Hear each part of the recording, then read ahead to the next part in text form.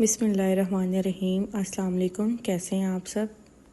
आज मैं आपके साथ शेयर करने जा रही हूँ आलू गोश्त की रेसिपी, जो कि झटपट से बन के तैयार हो जाती है। आइए आपको दिखाती हूँ। सबसे पहले हम कुकर में मटन शामिल करेंगे, जिसकी मिकदार आधा किलो है। अब हम इसमें 2 मीडियम साइज़ के कटे हुए प्याज शामिल करेंगे। अब हम इसमें 2 मीडियम साइज़ के टमाटर शामिल करेंगे और 20 से 25 जवे लहसुन के शामिल करेंगे। अब इसमें हम 1 गिलास पानी का शामिल करेंगे। इसके बाद हम इसमें 1 चम्मच नमक का शामिल करेंगे।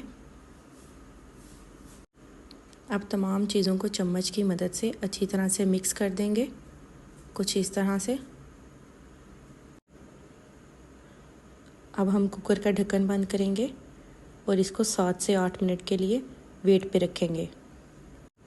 8 मिनट के बाद हम प्रेशर को खोल के चेक करते हैं कि हमारा गोश्त गल गया है या नहीं। छुरी की मदद से हमने चेक किया है, हमारा गोश्त बिल्कुल टेंडर हो गया है। अब हम इसमें 1 चम्मच सुरख मिर्च का पाउडर शामिल करेंगे, आधा चम्मच हल्दी का पाउडर शामिल करेंगे और 1 चम्मच धनिया पाउडर शामिल करेंगे।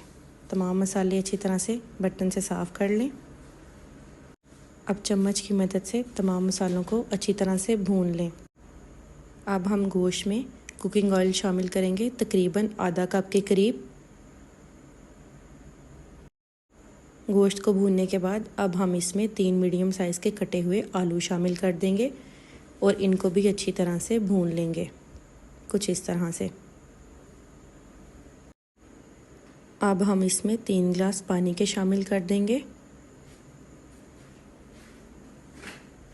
और चम्मच की मदद से कुकर को साइडों से अच्छी तरह से साफ़ कर लेंगे। कुकर का ढक्कन बंद करेंगे और फिर से इसको 5 मिनट के लिए वेट पे रखेंगे। 5 मिनट के बाद हम कुकर का ढक्कन खोलेंगे। माशाल्लाह से हमारा सालन बिल्कुल तैयार है। अब हम सालन को गार्निश करेंगे।